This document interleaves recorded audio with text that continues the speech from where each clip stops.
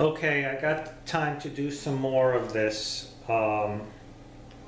This next caption on the declaratory judgment is individual respondent public officers are fiduciaries of the public trust.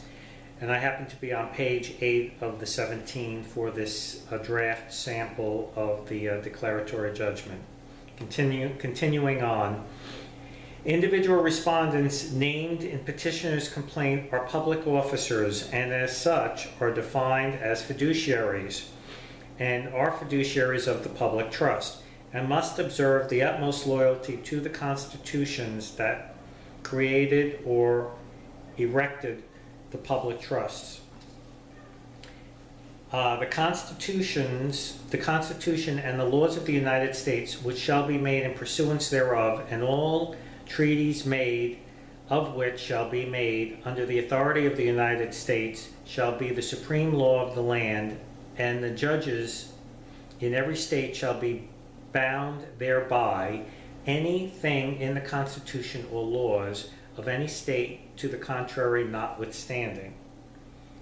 The senators and representatives before mentioned, and the members of the several state legislatures, and all executive and judicial officers, both of the United States and of the several states, shall be bound by oath or affirmation to support the Constitution, but no religious test shall be required as a qualification to any office or public trust under the United States. The Constitution of or for the United States of America, Article 6, Oath of Office, no other test for public office. Section 1, members of the legislature and all officers, executive, judicial, except such inferior officers as shall be by law exempted, shall before they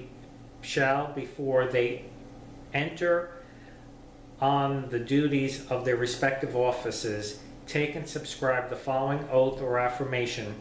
I do solemnly swear or affirm that I will support the Constitution of the United States and the Constitution of the State of New York, and that I will faithfully discharge the duties of the office of, according to the best of my ability, and no other oath, declaration, or test shall be required as a qualification for any office of public trust, except that any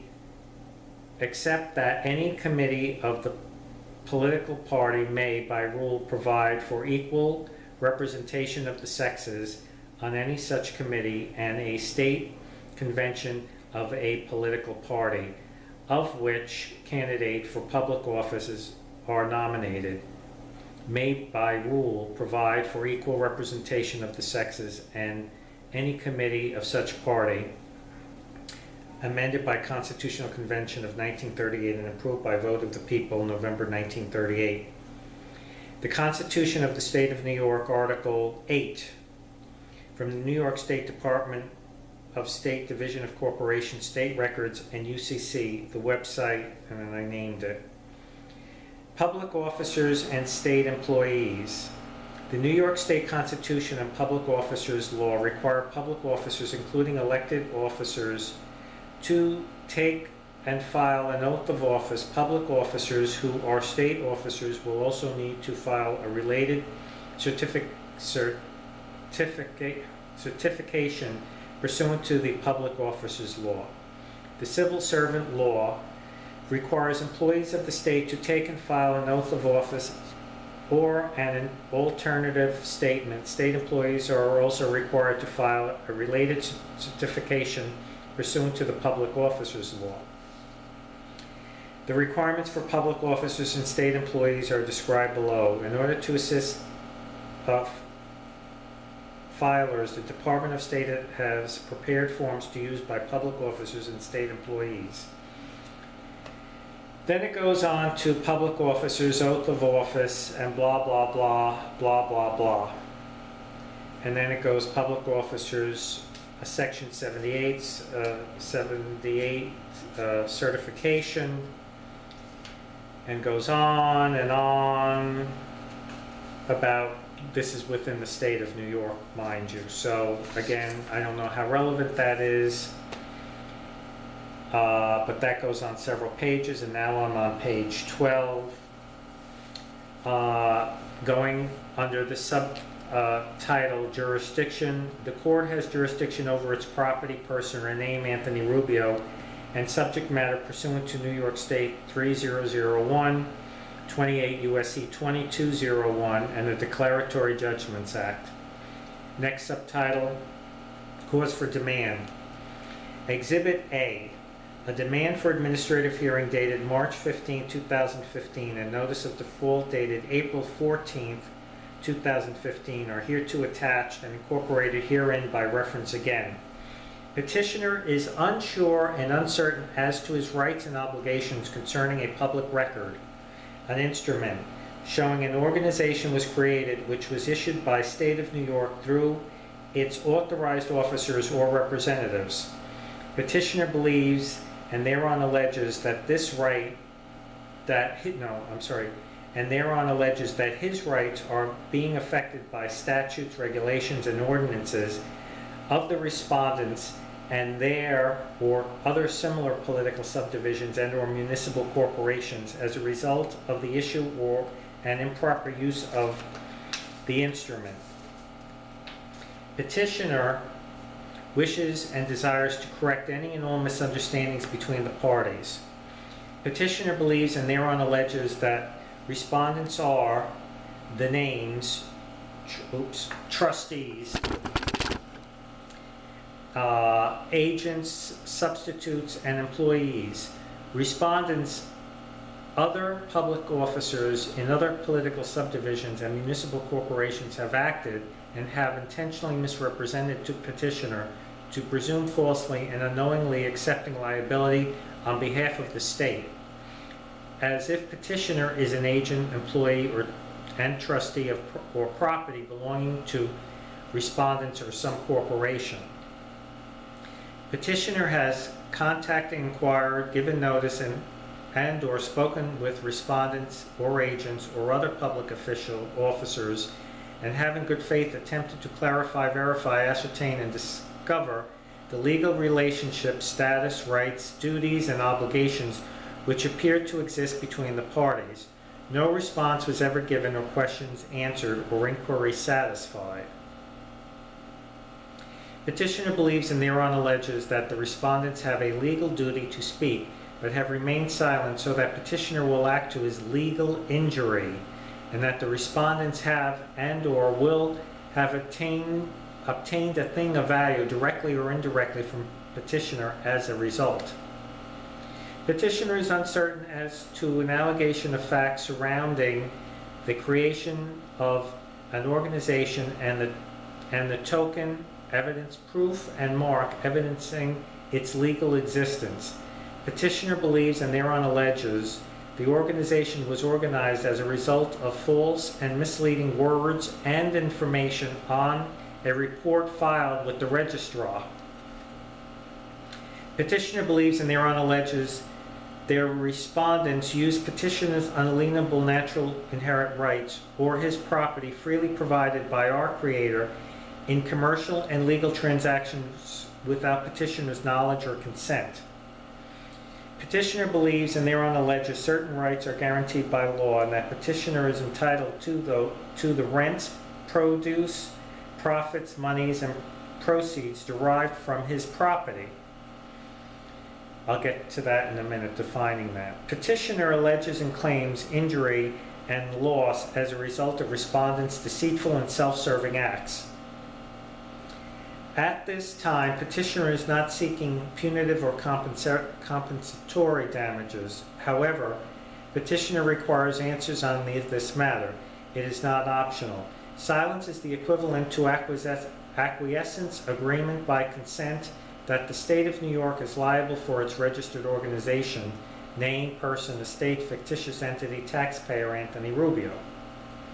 If petitioner would have been schooled in the importance and meaning of the birth document, petitioner would have acted much sooner in order to eliminate intermeddling in the infant's estate. Since it appears that full disclosure of any and all meaning, definition, significance, clarification, rights, duties, and instructions of the certified and sealed birth document has upon the newborn baby, parents, and state is not normally provided by the state.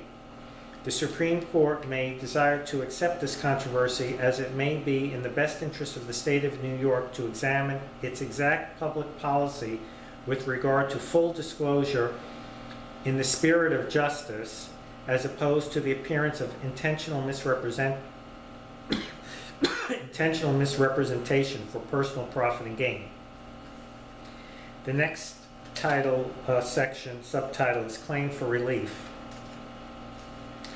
Now wherefore, petitioner demands a declaration and decree in writing concerning, number 1, petitioner's relationship to the person or factitious entity, Anthony Rubio, and all derivations thereof, and the legal duties and rights associated with the operation of a state agency or a name.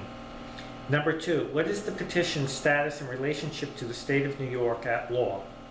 If the state of New York is within the jurisdiction of the United States, how does this affect the issue of status? Number 3, what is the construction of the instrument or birth document and the facts surrounding its creation? Number 4, what is the legal authority or legislative reference to use a name for personal identification? Furthermore, petitioner demands declaratory relief in form of an order directing respondents to, and then I put colon, 5. What is the significance of the attached Exhibit C, full faith and credit authentication of the birth event? Please provide detail of this matter. Since it is difficult to assume potential responses to the above, petitioner has some thoughts for potential relief. Option A, petitioner's preference for complete and lawful settlement of this matter would be for the public officers or trustees to begin administrating the person. Petitioner uses under the rules of usufruct and provide full and complete instructions to the petitioner so that petitioner does not intermeddle in the infant's estate or have to account thereof. And the phrase intermeddle in the infant's estate and to have to account thereof is from jurisprudence. It's a direct quote. Continuing on, the public trustees have what appears to be a usufruct compliant certified certificate that provides, sorry, I have to keep an eye on the time, full faith and credit under Article 4 U.S. Constitution for the official acts performed by authorized public trustees in the course of their public service. This authenticated document appears to evidence entitlement or indemnification for the sporulated owner through the United States, therefore providing acquittance and discharge of any and all claims against the state's person or individual estate. As exclusive authorized user, petitioner is willing to offer a signature by accommodation to the public trustees to help settle potential claims as required.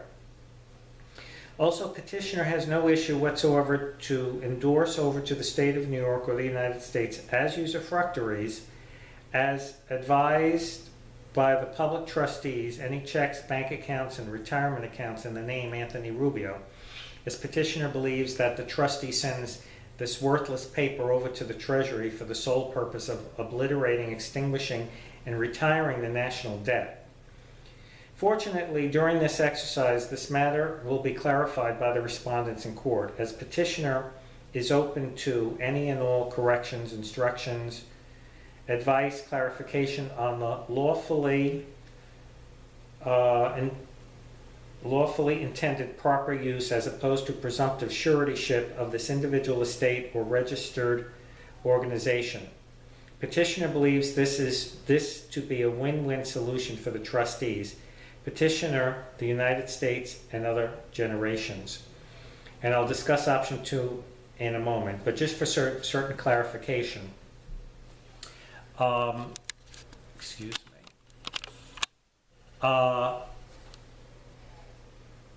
The issue with this is, and again, this is my firm belief, everything should be handled by the state. All I do is get instructions, so if I get a physical check made out to Anthony Rubio, I have to turn that over to the trustee, and then I guess he sends it over to Treasury, and that obliterates and extinguishes debt, because the check is what? In Federal Reserve notes. And what happens every time we use them, what does that mean? It means that it increases the national debt and also hurts the United States. That's why we're considered enemies of the state. What are we doing? We're user-fruck eaters. So that would be my preference. Let them instruct me how to use the name properly so I'm not held liable. They tell me what to do. However it is considered in their system. I guess there's a mark with the name of the police, the government, however it needs to work. Not that I'm going to go out and kill somebody or hurt anybody. Again, that's not the point of this exercise. This point, let me please be clear about this. The point is, how do I get away with not paying taxes, or I can go harm the public, or nothing whatsoever to do with this exercise I'm going through now. Zero. The purpose of this is I do not want to participate in their system and be considered a presumptive surety. Spiritually speaking, I really believe this is a high level of consciousness, whether you agree with that stance or not. This is my belief system. And I really make effort not to, or to live according to the royal law or God's law. I don't want to claim something that's not mine, because that's bearing false witness. I don't want to steal. It's part of the Ten Commandments. Again, I don't remember right everything off the top of my head, as I'm just talking this through at the moment. But again, the importance of this is, for me, spirituality and advancing myself, and really recognizing that God is our creator and provides everything freely to his creation for all their benefit and use. We're only here temporary. We're only here to learn, atone, be of service, and just enjoy life. We should not have to be any suffering, and we're all a part of that system. Every time we participate in it, whether it's political as Democrats or Republicans, or it's just warring with each other on a simple level. The thing is, we all have to get along, and I really appreciate Donald Trump saying, let's all get along, let's make peace. Anyway, I'll be back in a little bit to continue with this declaratory judgment on regard to the birth certificate. Thanks.